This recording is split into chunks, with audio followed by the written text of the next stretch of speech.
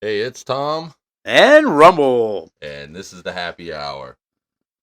So, we're back from a little 2 week break here, much Mm, needed 2 week break. yeah, it Um, was a nice break. yeah, definitely needed a break. But it's good to be back. I think we're gonna be mowing through here, at least a bunch of episodes here. Yeah, we need So, to get our nose to the grindstone here and start pumping some things out. A lot to discuss this week. A lot's happened since we last got together and had our last podcast. There's some crazy things in the world going on. I guess we're just gonna jump right into it, and this government shutdown. Whew. So it has a lot of people going crazy for a lot of different reasons. And one of the newest things that happened, I believe, was yesterday, where they started cutting back on air traffic due to the Right. shutdown. Um, I mean, I don't travel a whole lot. I don't fly when I do, so that doesn't really affect me. It's the safety. I mean, you're they're not now. You're just not. You're putting people's lives in jeopardy. You Right. know what I mean? Like enough's enough. Like this whole Democrat, one of the I think it was Fetterman, the senator for Pennsylvania. He Yep. said, like Democrat, Republican, it doesn't matter. Like we need to get this government, get it back on track, open it up, and then they can hash. But being shut Well, down, they ain't doing nothing. I'm not, and I'm gonna say something a little later that's gonna make people listen to or look at what I'm saying right now and be like, well, that he's hypocritical. But no, I'm not. So I don't believe that any government should be using food or travel or things like that as political warfare. They're using Right. it as leeway. Now, I say this because I don't ever feel there should ever be a situation that the government should be shut down. No. I think they're all still getting paid, Yeah. right? So if they're all still getting paid, people should be working. Okay, we don't have a budget. I understand that. I understand the economics of it. But in the same sense, we have soldiers who are not being paid. We have air traffic controllers that are not being paid. Yeah. We have OSHA's closed. So right. like We have necessary government programs that are now not being funded. right. And you can feel however you want about that. At the very end of the day, these sorts of things should not be weaponized. Fuck no. Fuck no. You know, and I think one of my biggest things is, and I have two feelings on this, so bear with me. And this might seem like it overlaps and doesn't make sense, but it's fine. This is how I feel about it. We're gonna get into the SNAP benefits. So I know you had made a post a couple weeks ago or a week ago or something about the SNAP benefits, and I don't remember exactly how it worded, but we started getting into a little bit of a conversation It was about it was the yeah, pricing. it was about the whole people were worried about their SNAP benefits running out, which okay, be worried, but why aren't we worried about 40 million Right. people on SNAP? Like what the That's fuck? what it was. Everyone was upset that 40 plus million people are going to be losing their benefits. Nobody seems to question the fact why there's 40 plus million people getting benefits to begin with. And you're aware of my job, and I'm not going to get into it. I see this a lot. So I can see firsthand the people who are legitimately suffering and I need it. should have the benefits. Right.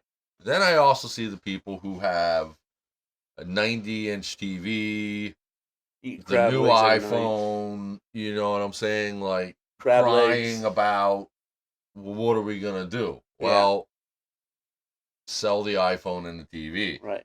And food stamps it's a step. It is a step in the right track. Step to get on your feet. Period. I don't know. People are making a career, using it like, I, you know, I don't want this to sound like I'm not sympathetic to this. And I was raised by a single mom who got what was SNAP benefits, food stamps at the time. Actually, the actual books of the actual Yep, stamps, you yep. know? And we needed it, Oh, but yeah. I also very quickly realized that, and so did my mom. My mom does not get any kind of assistance. She hasn't for a long time. She owns a house and everything now, but like she understood it was supposed to be a stepping stone. Right. It's part of the journey, not the destination. Absolutely. So now we have people crying and melting down that they're gonna starve and all this stuff. And look, I don't ever want to see a child Go go without. through it. So this is not aimed at that. So I don't want anybody putting words in my mouth. This is aimed at the people who Manipulate the system. very calculatingly manipulate the Right. system. You know, they're about ready to get thrown off of food stamps, and then what happens? They have another baby, and then Right. they're not allowed to work. And You can't work when you have a baby. You know. I don't know about you or anybody listening or watching, but we struggle sometimes. Fuck I yeah. work a full-time job. I work a full-time government job. Especially with the prices. I I struggle sometimes. Just, You know, we ain't eating steak every but night. I would rather struggle and be able to have who I want here, have the things I have are mine. Right. I don't need the government to bail me out. Mm. I'm not depending on nobody but me. Right. Which to me, Safe. yeah, like I You would don't much depend on rather nobody. struggle and be free, Right. than have to live a life a certain way or worry about what I'm going to tell my landlord when Section 8 or HUD doesn't want to pay for my rent no more because I have somebody living there that doesn't want to live there. Right. Or that's not supposed to be living there, rather. My heart goes out. Oh, jeez. I'm sorry.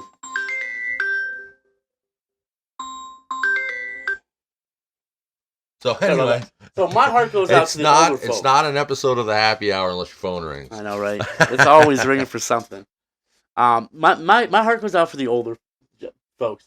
You know, they're on a fixed income. You know, like it's medications all time high. You know, they don't have endless amount of money, and then the food stamps that they get barely next to nothing. And now you're saying that they rely on that. Now they're not going to get it. Like they're not going to receive. Like that's the kind of shit. They put their work in over the years. You know, like I feel bad for the older people out there a lot. Like and so two people really have my heartfelt sympathy here, and it's the kids. Yep. And it's the elderly. Yep. We got to take care of the elderly, and you got to take care of your kids. And I know there are people who are disabled that can't work, and I shouldn't have to say this. These people are excluded from what I'm saying. Like, right. And this becomes part of the problem too, where you can't say things like, well, I know there's people who abuse the system. Right. Me saying that is not saying everybody who is getting assistance is abusing the system. I understand that there are people who genuinely need it. Right. If you have to question what I'm saying, that means you probably don't need it. Yeah. Right. If you're sitting here thinking, well, is this guy talking about me? Is he calling me this? Is he saying this about me? Yeah, you probably don't need it.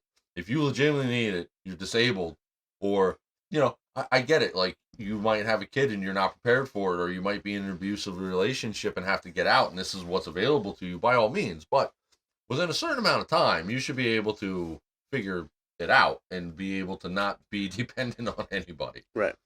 And, I had this conversation the other day with somebody at work, and it's like, no, I'm not sympathetic to any able-minded adult that is dependent on the government crying about their SNAP benefits. I'm concerned and upset that my Social Security is constantly being dangled over my head, that when I become retirement age, I might not have it. Yeah, and I'm really. paying and we're for paying. it. Right. Right. So, yes, I'm not sympathetic or empathetic towards your situation if you are able-bodied and you just choose not to work. If that's what this is, then, yes, I'm talking about you. I'm not talking about the people who legitimately need it. Yeah, that's off the table. If you need it, right, that's what it's there for. If you're gonna abuse it, well, then you know what, you're a piece of shit. Yep. And the thing of it is somebody asked me during this course of this conversation, well, how do you solve this problem? And I'm not going to get into how you solve it. There's 1,000 different ways. I can tell you what the problem is. The problem is it's a blanket program. And they look at it like, well, we know the majority of people aren't abusing it.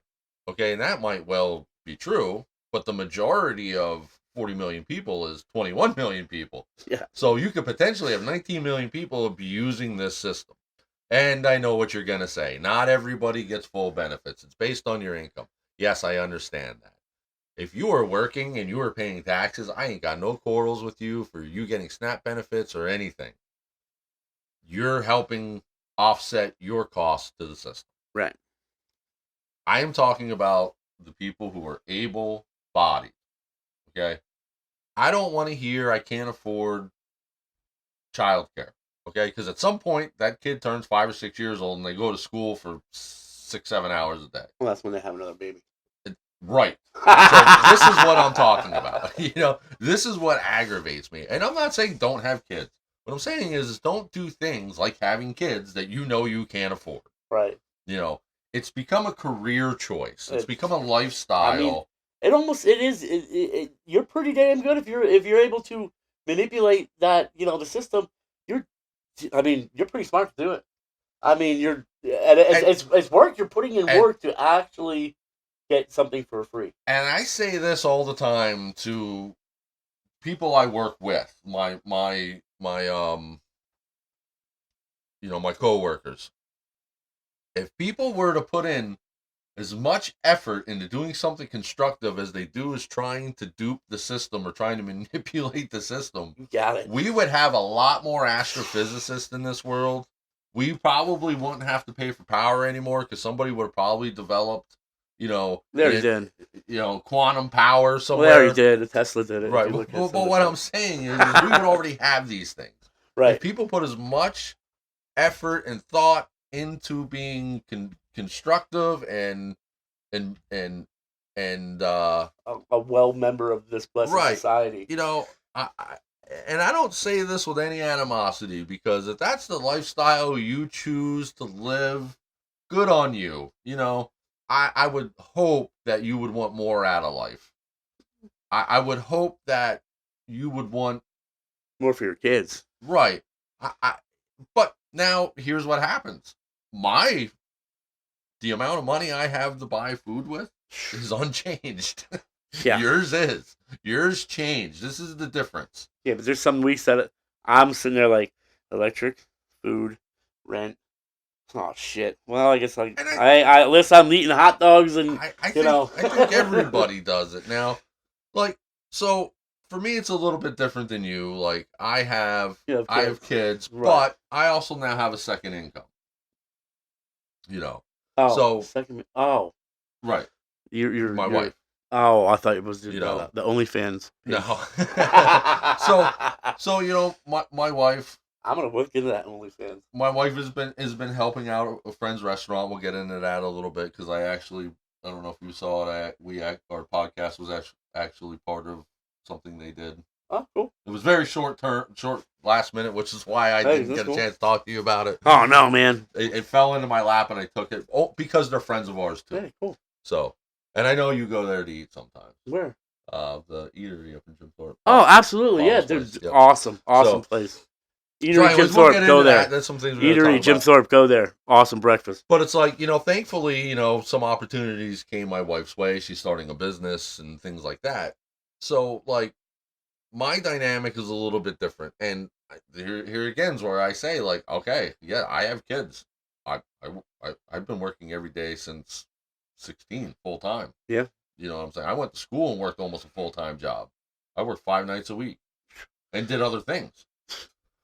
So I'm not here to disparage anybody. Maybe these people... I work 80 hours a week. Right. Every day. Right. What I'm saying is maybe these people don't know the other way. Well, maybe. I mean, sure. I mean, they can come to work with me and I can show them. Right. I said to, like, one of my talking points this week has been, this is the best time of the year for this to have happened. And they're like, why? It's Thanksgiving. How are we going to afford Thanksgiving? Well, because everybody is hiring temporary or part-time positions because the holidays are Oh, coming. absolutely. FedEx, UPS, FedEx, Giant, yeah, Walmart, Lowe's, anywhere you look, somebody is okay. So maybe it's only a 2 or 3 month job. Okay, I understand it, but your benefits are going to be kind of wonky for a while potentially. So hey, go get a job. You know, zero money or some money. some money is always better than none money. Yeah, but when you're manipulating the system and you're getting cash and this and that and Right. third and And and that's the whole thing about this, and that's what we'll go on to that. What they're doing is they want. My understanding is the Democrats want X amount of money for illegal, nonsense. for nonsense, for dumbness, which is so you're gonna starve your people to get money for people that don't belong here. Are you? Is there? Are you mental? Like Well, so here's it drives me fucking bananas. Here is my point. Okay, so this should have never been a thing. Never. Okay, so if you want to shut down parts of the government that are non-essential, and I'm not going to sit here and say which ones are or aren't, because I'm not trying to say anybody is more significant or less significant than somebody else. But you can't even go to a U.S. park right now. so for like your anti-poverty programs and initiatives, you should never be choking that out. Absolutely not. Right? You should never choke that out. You should never safety wise, right. never. You should never be using people who need your help as pawns. That is a very Evil. a very communistic way to do things. Evil. As much as liberals want to say, "Oh, we're anti-fascist, we're anti-communist," da, da, da, da, do a little research here. pick up your phone, type in Google, and put in exactly what fascist and communist leaders do. Mm-hmm. And it is a lot like me being Uncle Tom to you and giving you everything you need, but now you got to dance to my fiddle. Oh yeah. And the minute I don't dance to your fiddle, then you go, whoop! I'm taking out a leg. You son of a bitch. I might have the whole nuances of that wrong, but the fundamental thing is do you think any of these leaders have such or any of these communist or fascist leaders have these blind obedience from their people out of anything other than fear? Yeah, exactly. You know what I'm saying? Exactly. Like, and then that's the greatest. I mean, for how long Democrats have been going in and they come up with a problem and say, hey, we're going to create, they create a problem and we're going to solve that problem that we created this problem and we're going to solve for you guys. Right. So that's what they're doing right now. Right. That's my other thing is you're not a hero for creating the problem you just solved. Exactly. You are the guy who created You are the fucking problem. Right. And then, don't get me started, just say it's just and I hate to say it's all Democrats. It's not. It's not all of them. I want to make my feelings clear too. So I think there are some very good Democratic politicians. Absolutely. On every level of government. Right. I think there are some really great Republican politicians on every level of government. I also think there are some really terrible, shitty politicians on both sides. I say it like this. I'm not Republican. I'm not Democratic. I am in the middle. I'm for fucking America. Right. I'm for American fucking people and American families. I live in the middle. I have some very Republican or conservative viewpoints. Right. I also have some very liberal and democratic viewpoints. I think the best leader is going to show the best qualities of both.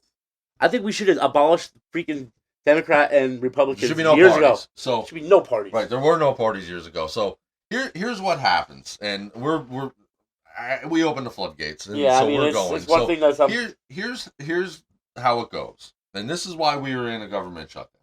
So I don't believe in electing teams of politicians to rule the government. I believe in one government.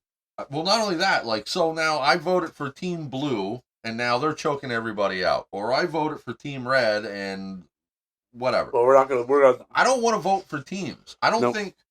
Let's just compare our teams, our NFL teams. Well, I'm the dream team. Right. Let's just compare our NFL teams. You're a Carolina Panthers fan.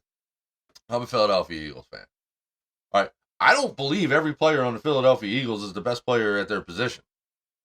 I'm sure you don't feel that way about the Panthers either. No. Right. But I'm sure if we could handpick 22 players from both teams, we could win a Super Bowl. Probably, maybe, yeah. That is what I want our government to be. I don't want to feel like I have to vote because I voted for this guy. I have to vote for everybody on that side. Right.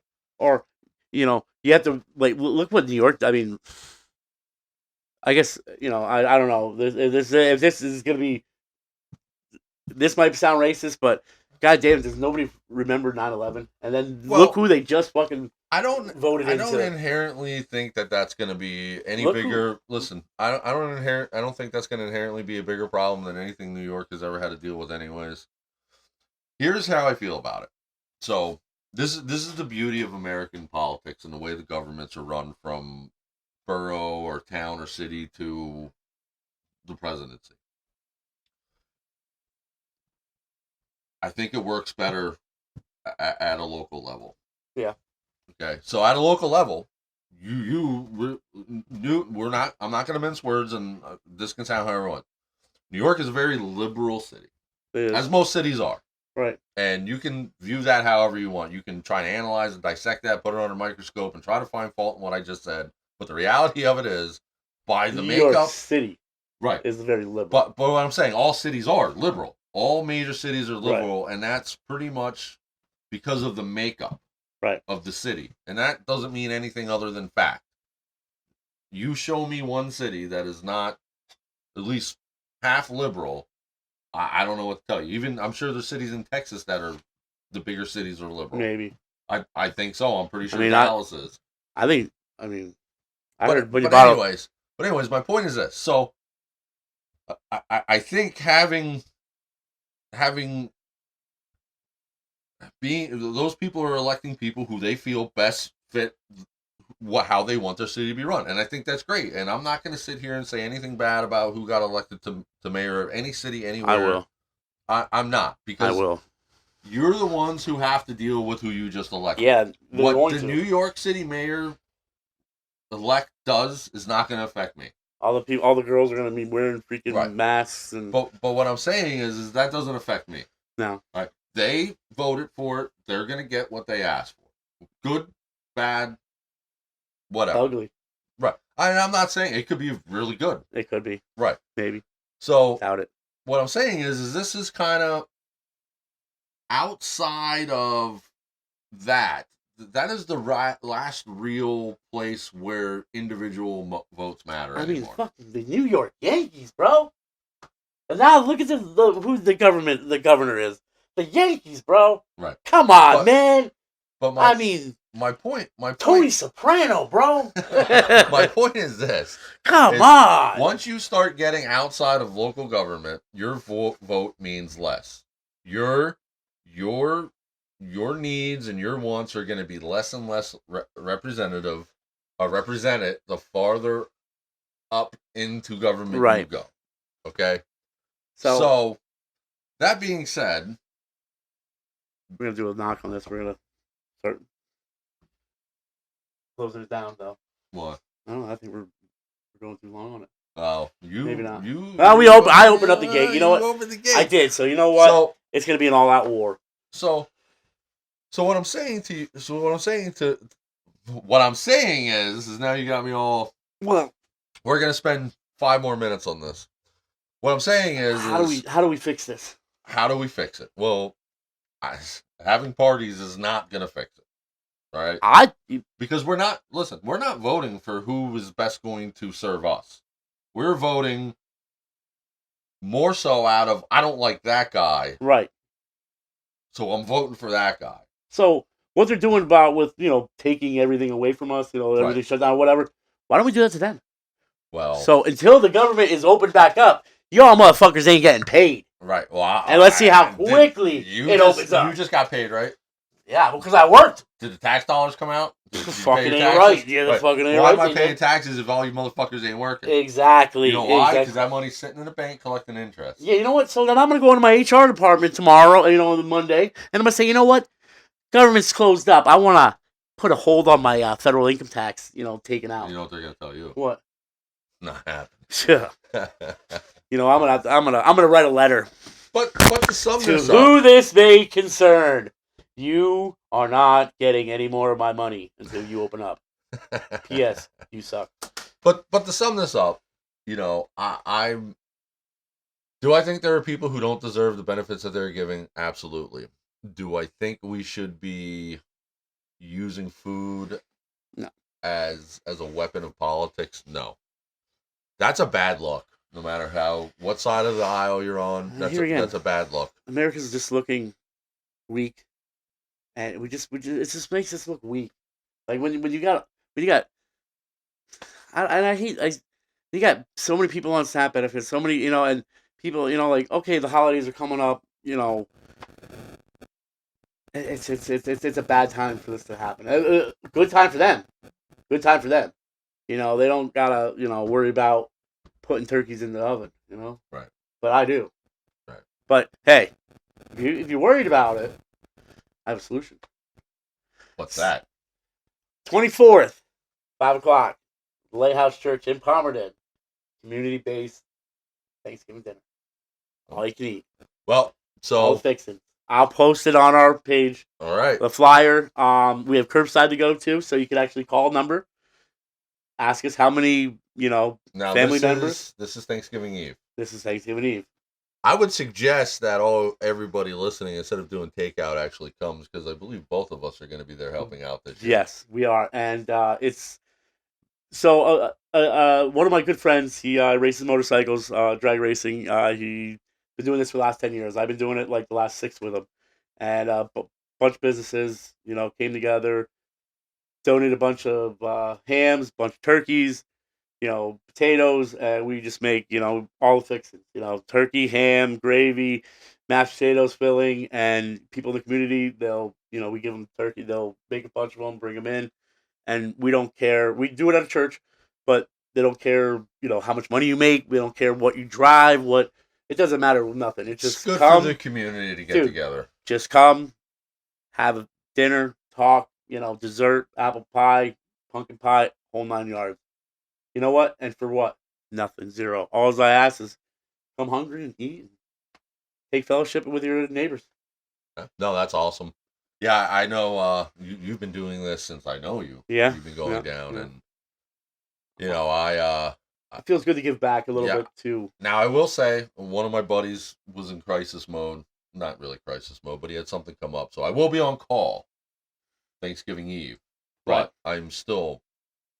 I'll be there. If they'll have me, I'm still willing to come in and help out. Yeah, no, I'll be out there. We'll be deep frying turkeys out in the parking lot and making mashed potatoes and whatever needs to be done. Pretty much do.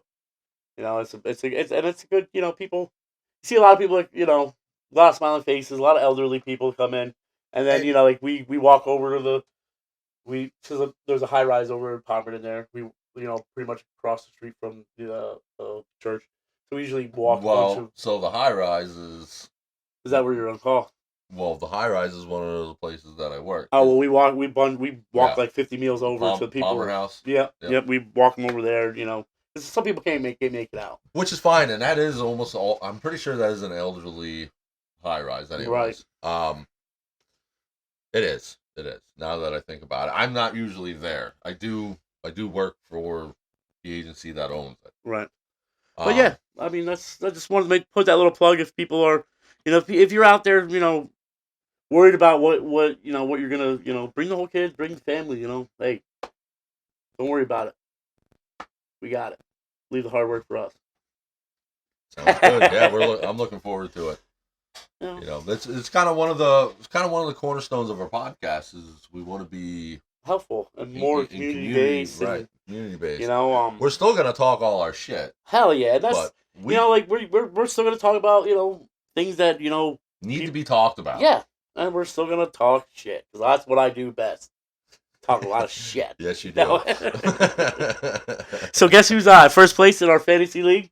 This guy right here. Congratulations. Yes, sir. It was a hard road, but you know what? Although I want my crown. I think the young gun here is going to take you out this week. I don't know about that, but we'll see. Hey, we've been what is it? Any given Sunday, you know. You can say it, bud. You can say hi. You're going down. That's my 10-year-old I've Bryson. been working on my roster ever since so I can beat you this week. We'll see. Yeah. All right, let's see if Christian McCaffrey can put up some points on the board. He's good. So it's funny because me and Bryson, and I don't want to get too much into this fantasy football. I really wanted Jalen Hurts bad, and Bryson would not budge. Yeah. And I underestimated this kid's ability to negotiate. So I now have Jalen Hurts. Wow, what did you have to give for him? At what cost? I took Lamar Jackson and I think it's Bijan Robinson. I want Jonathan Taylor though. He wanted Jonathan Taylor, and he was not getting Jonathan Taylor. Yeah. I didn't need him that bad. I have Patrick Mahomes as my quarterback, and he's always consistent. You know. Why did you need another That's why one? you're lucky because you got that quarterback that. Because depending on who they play from week to week, Jalen Hurts might outscore him because he also has rushing touchdowns. With the tush and push. Because right. The thing is, the reason why I wasn't gonna budge with that trade is because nobody can do the tush push like Hurts. Okay, Bryson, thank you. So, anyways, he was not coming off of really raking me for this, but I wanted Jalen Hurts, and he had J.K. Dobbins, and I'm set. I have Jonathan Taylor, and I have a set team. So I ended up having to trade him, and I'm kind of regretting it now. Bijan Robinson and Lamar Jackson for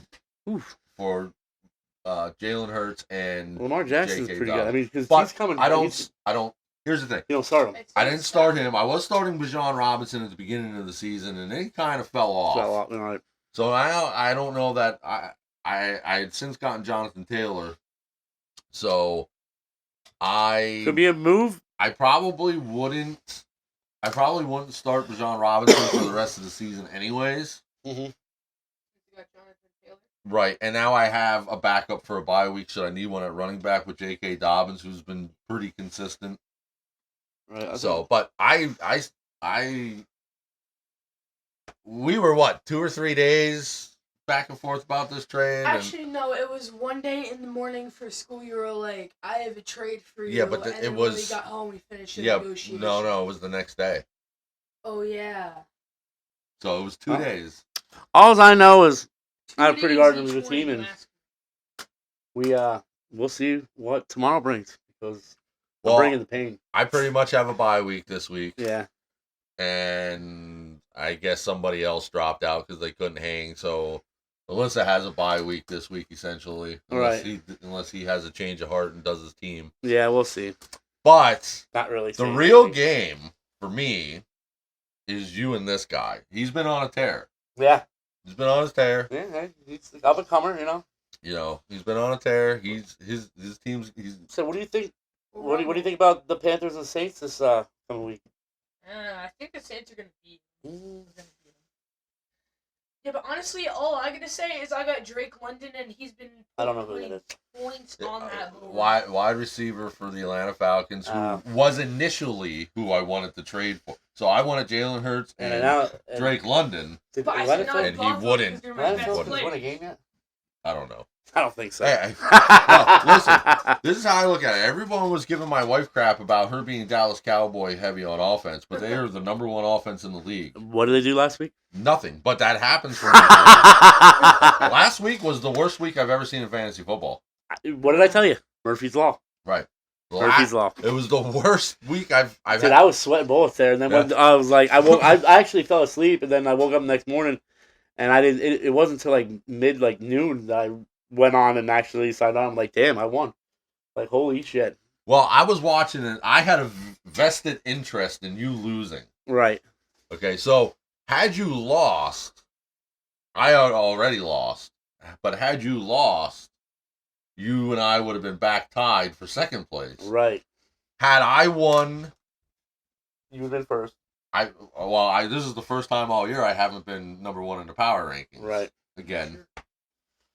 But, loser. You can't count out my wife, who is way more knowledgeable in football than most men. I'll give her that. She's a really good team. It was it came down to the wire. Right. Mm-hmm. So I think it is going to be a very good next. What do we have left? 4 weeks. Yeah. Yeah, until the And then playoffs. after that, isn't that the playoffs or is that when Yeah. the season ends? The playoffs is where it's going to get interesting Yes. because you're not going to win by a fluke week because No. it's actually 2-week rounds. What? So you play the same person for 2 weeks? 2 weeks. So that way, That's crazy. yeah. So it's going to be interesting. You know, you're going to have to win because you have the better team and not because the Somebody to show defensive up. end from Cincinnati, you know, I mean, picked up. Cincinnati? No, Bryson. That's But- what you were saying. But anyways, thank you, Bryson. Thank See you ya, for being Bryson. on the show. Ah! But it's going to be interesting, you know, because I think the first 4 or 5 weeks, we pretty much knew who we could count on. And now it's like, yeah. who would have thought that the number one offense would have been shut down by Arizona? Not this guy. I didn't see this I coming. kind of had it, but whatever. I see. You see my I put in the Broncos defense, and they scored me 16. I saw that. That was pretty good. saw But that. other than that, well, it's gonna be good. It's gonna be good. It's gonna go down to the wire, and I just want to say, where's my crown? Well, I want to. let's just remember one thing, bud. You still have not beat me this year. That's 2 weeks, I think. Right. So, but I'm not even the number one team anymore. That's me.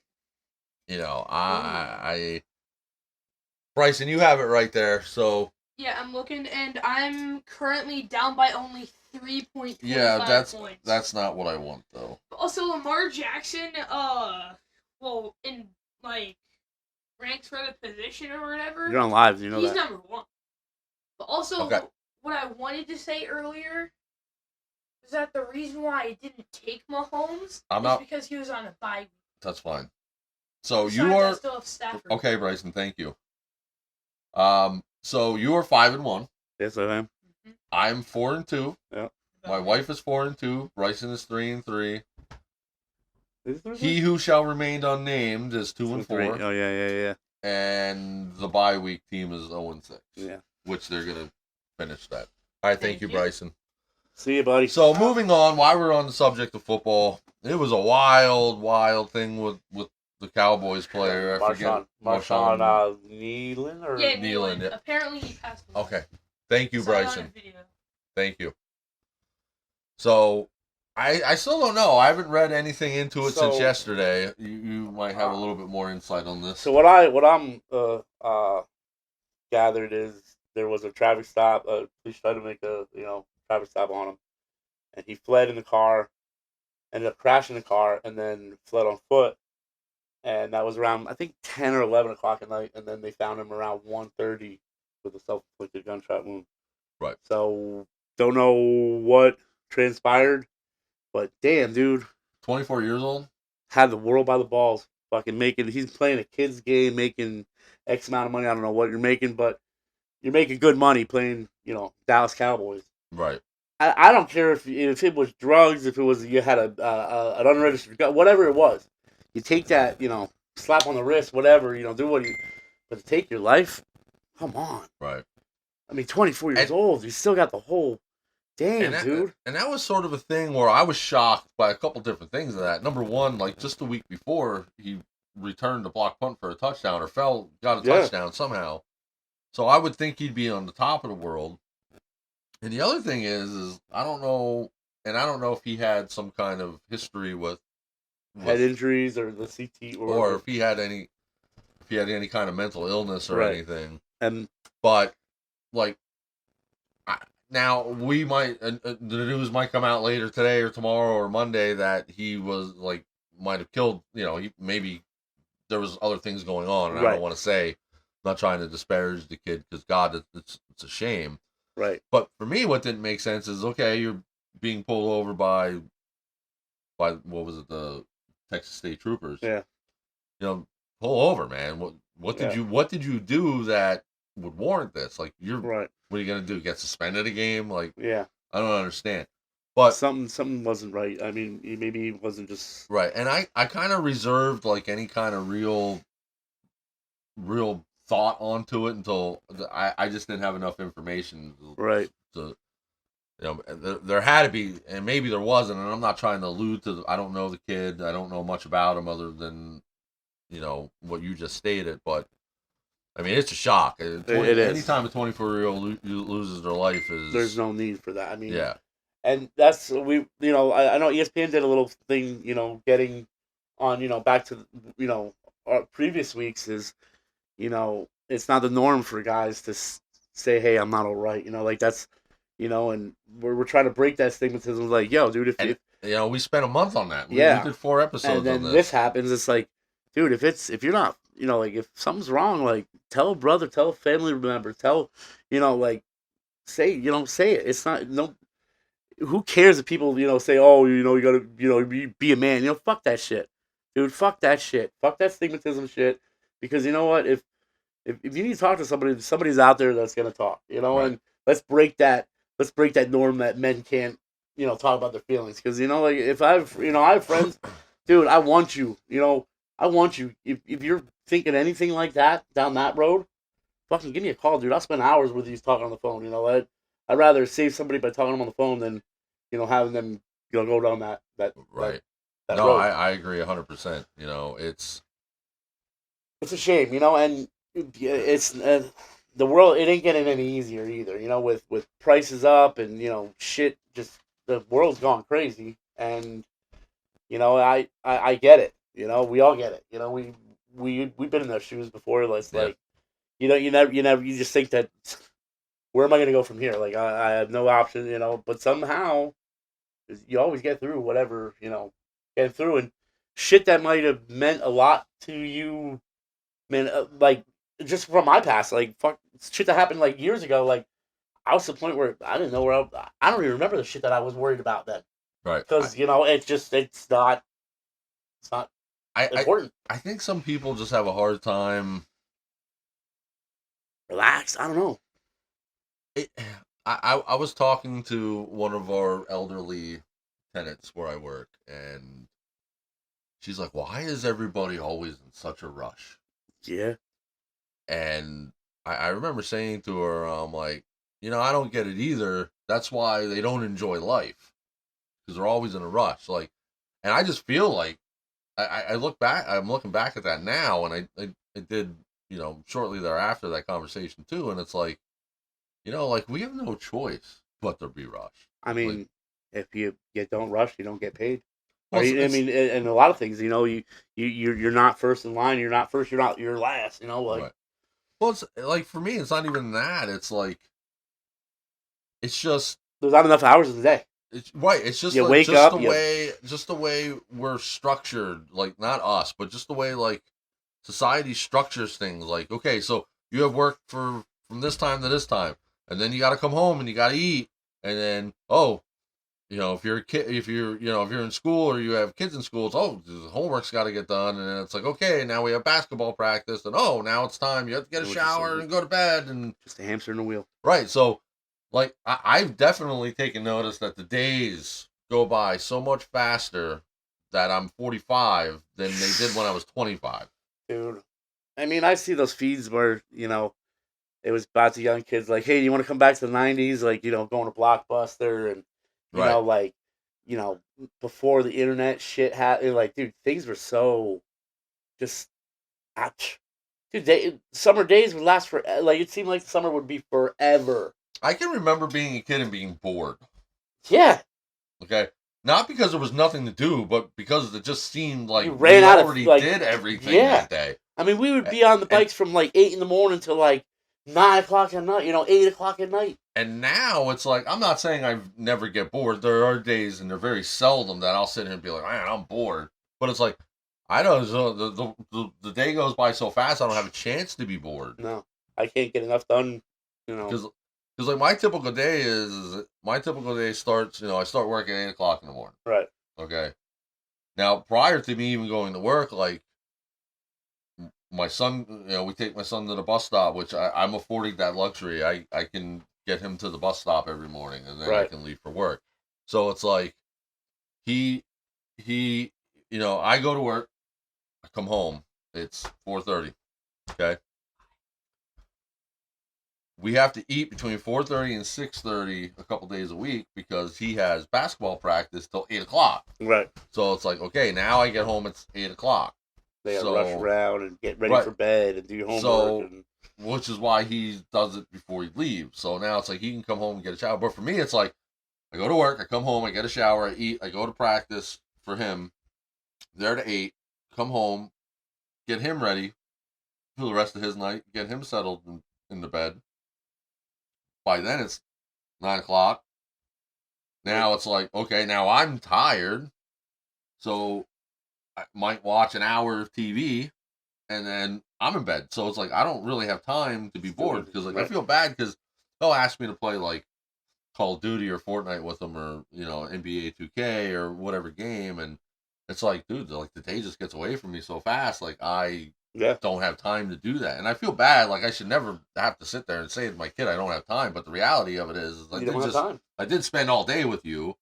We just didn't do things you wanted to do. Right.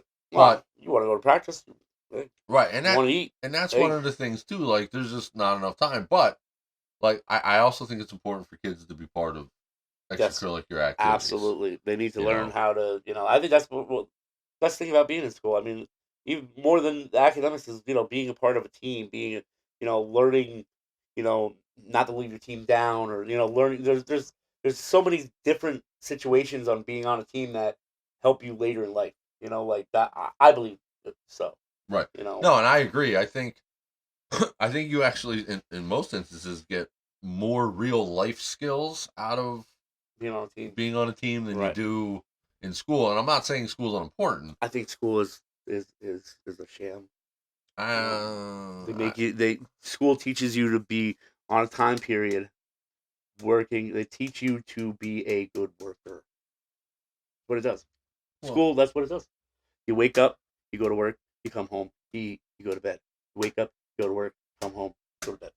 Same thing. That's what school is, a routine. True. I mean, I'm not. If you want to be a doctor, what do you go to school for a doctor, or do you just go and say, "Hey, doctor, I'm gonna come and shadow you, and you're gonna teach me what you know," and that's what. You do both. True, but you can do a lot without school. Well, but then you also wouldn't have the structure. I told that teacher lady, I don't need this dang school. Is that from Ricky Bobby? I think so. Yeah. And then I kicked her in the shin. No, I told her she had a lumpy butt. Then I pissed my pants. I'm all hopped up on Mountain Dew. But anyways, hey, it is what I mean. You gotta have some structure. I mean, I think kids really strive on structure. Every kid needs a structure. Do. I think humans themselves are very, very routine oriented animals. Right. Well, sometimes they are, but and then they're just me. Like there's an animal in me that I just don't have no routine. I'm just like I just wing it. I'm raw dogging everything. He's just there. You can't control. That's why I work night shift. I just do what I want. You can't control them. You can't even really contain them. Nope. You just gotta hope that all the brain cells are on the same page that day and you act right. Otherwise, you're a maniac. Yeah, I'm just all over the place. I'm like a berserker. I think we're all like that, though. No. Yeah, night shift is hard. Like the older I get, the more I feel like it takes a lot for me, especially a 12-hour shift, night shift. It's rough. I did the swing shift at the same place you worked, and then I actually worked night shift for a while at a Walmart. And I tell you what, what's up? I think it took 10 years off my life. I think it did too. I'm getting gray hair, and I mean a beautiful, lovely mane of hair. That's great. I have nothing but respect for people who work those shifts. God bless you. But and they call it graveyard shift for a reason. Yeah. To put you in the graveyard. Yeah. Yep. But all right, so there's one other thing you want to talk about, I believe. Oh yeah, get a load of this. So we're big. Everybody out, we're big metalheads, and I'm actually excited for this. I don't know if I should be excited or a little like. So I read the interview. I read some of the stuff so Dave Mustaine of Megadeth we all know, well, if we don't know, but so before there was Megadeth, Dave Mustaine was with Metallica Right. for a brief period before they put out their debut album. But they wrote a lot of songs. They wrote a lot of songs together. So Dave, in the first album, Kill 'Em All, he is written as a special thank you or whatever. Right. He has rights to whatever. And there are some Megadeth and Metallica songs that overlap each other. Right. So everybody knows January Megadeth is releasing their final album. Done. They're out of it. And Dave Mustaine had made a comment. There was comments before saying that, oh, you should do like, a Metallica, whatever, blah, blah, blah, blah. They actually are. They are going to do Ride the Lightning. But it's not a cover. Because it's not Dave a cover. Mustaine actually wrote the song.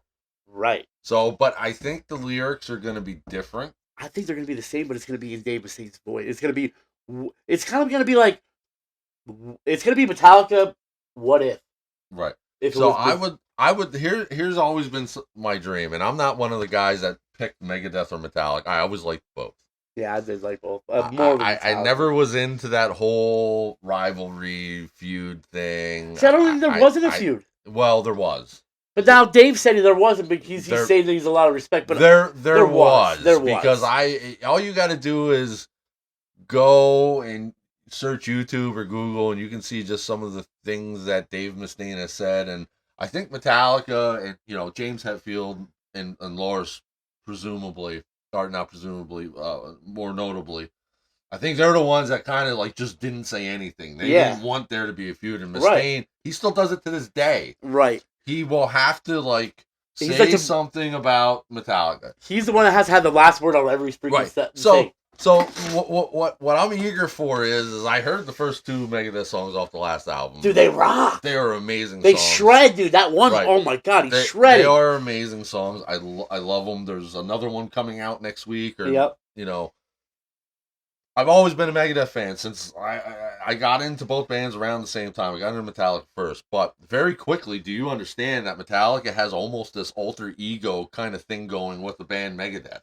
Right. But I'm just saying, if you listen, you look at the style of Metallica's first logo and the style of Megadeth's first logo, and they're very similar. Yeah, right. They are, and they're just different enough that but if you think about it, they're very similar. They are. The music that they played are very similar. Like you had the thrashy stuff with Kill 'Em All, Ride the Lightning, Master of Puppets, and some of Injustice for All. And the first 3, 4, or 5 Megadeth albums were that same thing. Right. Then you had the Black Album where Metallica kind of became more mainstream, but then you have Megadeth's Euthanasia where they became a little bit they almost mirrored each other with everything that they did. Almost, a little bit. Now Megadeth did put out way more material. They did, but I think Metallica's is more. Metallica has always sort of been like the thinking guys metal band, right? And I don't think Metallica. Metallica was like the kind of I always felt like they were like, you know what, we're not even gonna pay that any mind. We're just gonna sit here, play our music, and do whatever. And I think that really pissed off Dave because he could not get he couldn't get anything out of them. Right. And it's kind of like my old man used to say back in the day, he'd say, you know what, you can't, win them, kill them by kindness. Or just don't do nothing. Dave Mustaine has said the whole reason he is releasing this version of Ride the Lightning out of respect to James Hetfield, who he doesn't believes that he respects him. Right. I don't think it's that at all. I think it's when you have the mature older brother and the immature, maybe a couple year younger brother. That older brother don't really just even acknowledge and I think that's what it is. Now, I think I always thought one of my things I thought would always be cool is you have Metallica and Megadeth out on the road sharing the stage not only at the same night but at the same time, and there's enough overlap of these songs that you could do a full set running songs in this Metallica versions and Megadeth versions played by both Metallica and Megadeth. I always thought that would be cool. I always thought it would be cool too if James Hetfield would guest appear on a Megadeth album and Dave Mustaine would guest appear on a Metallica album. And I don't know why that has never happened because Dave Mustaine will tell you flat out that nobody is a better rhythm guitar player than James Hetfield. Right. I know Dave Mustaine does not care for Kirk Hammett. which is fine. I understand it's the guy that replaced you, but I think that would be cool. Or like take James Hetfield and Lars Ulrich. Yeah. Okay, we're starting a new Spin-off or whatever. spin-off band. We still have our own bands. This is a side project. Kind of like what Clutch did with the company. Right, right. And then put Mustaine in there and bring in Kerry King. Ooh. Okay. And I would normally say Dave Ellefson for bass, but nobody really wants to fuck with Dave Ellefson anymore because of that whole. Play what about like oh no, jeez. What Primus. Les Claypool. Yeah. I don't know if he would go with that. I don't think he would go, but I think it would be cool to see. I think it would be cool to see like the two founding guys of Metallica, because they play rhythm guitar and drums, and the founding members of Megadeth who play bass and lead guitar. I think having Dave Mustaine, James Hetfield, Lars Ulrich, and Dave Ellefson in a band together would be a powerhouse. Right. Nobody wants to mess with Dave Ellefson though. No. Because of that whole proposition thing or whatever happened there. I don't even know what happened. It was. I don't even really know. Yeah. I just know it was whatever. But I mean, I always thought, for the longest time, why don't those four guys put a band together? They should have. I mean, but they didn't. So my understanding is they just didn't fuck with each other. Well, they didn't for the longest time, and then they did the big three. Yeah. Where they toured together. Right. And I think there was some conflict there, weird kind of vibing. Yeah. Yeah. But all I know is I read that and I was like, holy shit, dude, this is gonna be nice. It's gonna give you it's kind of giving you like a little. I'm hoping it gives you a little bit of a taste of what would have been if it would have been Dave Mustaine. Well, I would love for Dave Mustaine to not be done with music.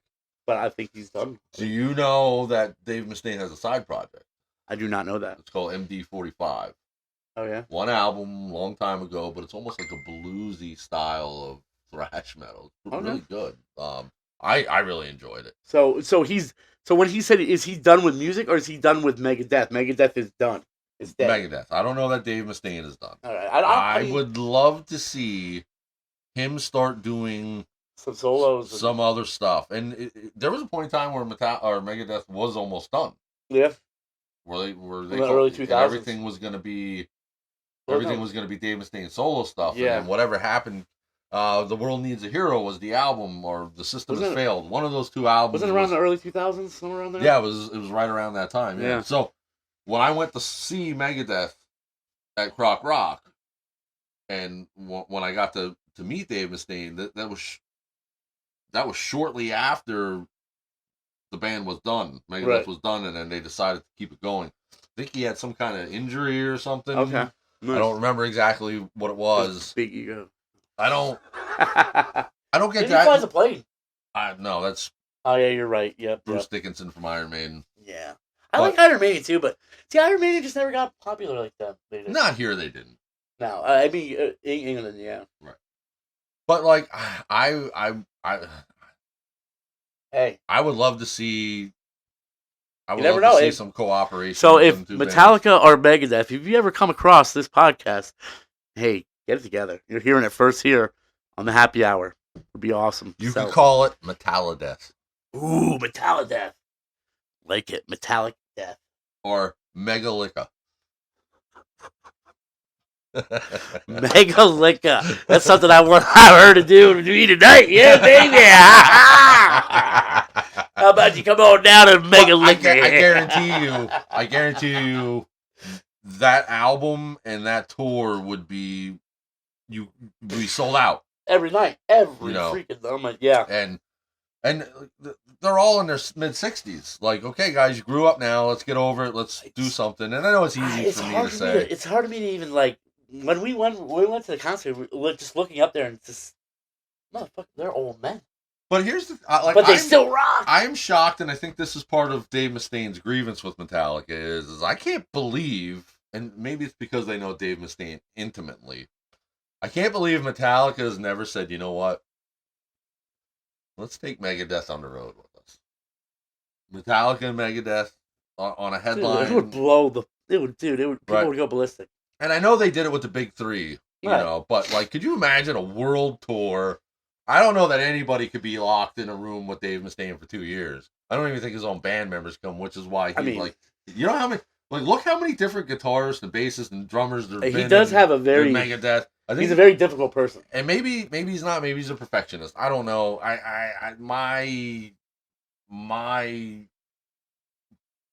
I think he's difficult. Meeting him one time, sharing a few paragraphs of dialogue with him, he is not the easiest person to get along with. I can tell you right now. He's very demanding. If you know, but I mean, yeah, his career lasted almost 40 years, or 40 years or better. He's a master of what he does. I mean, put out over a dozen albums. I mean, I put out all the time. You know. Nobody buys the soundtrack. Fuck you. Damn it. But with that being said, we're out of time. Yeah. We're gonna post some stuff on the Facebook page. Yeah, so I'm gonna post that community dinner. Maybe we'll post the Megadeth songs that came out. We'll post some things up on the page. Definitely. So you guys check it out. And we're gonna get back to the small business once a month. I'm just gonna drop this. This month's business is gonna be A&T Cleaning Solutions. Okay. Okay. We're gonna share them on our page. I think I already have. Nice. And then the eatery. What's that? The Jim Thorpe Eatery. Jim Thorpe Eatery. So I want to get into that before we go. So, good friends of ours, people who run the Jim Thorpe Eatery. Awesome food. They had a 50-50 drawing, and they asked me if I'd be willing to go live and do the 50-50 drawing. So I agreed. They wanted me to do it because they said, "Oh, you like being on camera," and I really don't. I just don't think about the cameras. Right. I just think of everybody naked. Right. So, but if you're in Jim Thorpe, go to the East Monk Chunk Eatery, I believe it's called. I'm sorry, I just know it as the Eatery. So Paula, if you're listening, I apologize. We're going to share them. Great omelets. Yeah, really good omelets. Great food. If you leave there hungry, yeah, you're fucked. It's your problem. You need to go make sure your heart's still beating. When they brought out I ordered an omelet or whatever it was, and no lie, this omelet was as big as a plate. Listen, yeah. Well, so my wife has been helping out there for a couple weeks now, and she brought home this pancake because my son, who was just in the studio here, wanted Bryson. He wanted pancake. Pancake was as big as his head. Yeah. All right. Listen, even if you're not in Jim Thorpe, if you have nothing to do, they're open for breakfast every day, I believe. I think so, yeah. Maybe not Tuesday. We're gonna share their information, but go there, support them. Great group of people. You're never gonna want to go anywhere else for breakfast. I know, like, I always hear this. Oh, this place is so good for breakfast. I'm very particular with breakfast. I'm probably the worst person to ask where to go for breakfast because I'm gonna tell you the places that everywhere else says is so great. I'm gonna be like, dude, it's like, to me, the Bomastown Diner there's no one better. But I'm just telling you, until I went to the eatery, right? You give them praise. Great food. I mean, I can't, and it's easy on the wallet. Like, yeah, I don't know how they do it.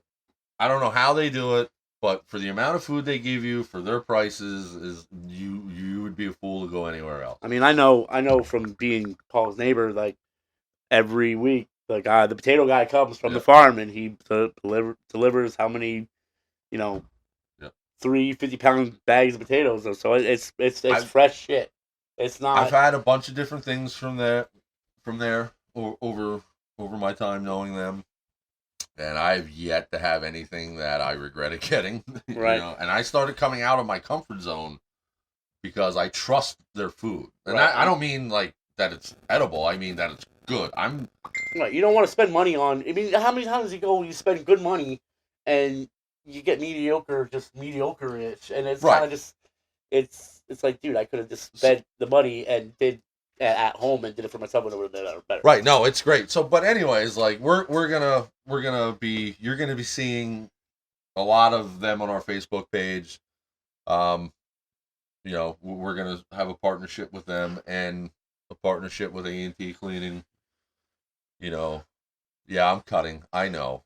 Cut it out. But if you were rambling about you kicking my ass in fantasy Oh, football, I'm gonna ramble about everything. Right. Oh, so But- about small businesses, I will be at the corner of Jamestown Street and later, guys. With that, guys, have a good rest of your weekend. Be good to each other. Stay safe. Love y'all. Tom and Rumble. Peace. Can't get it to stop.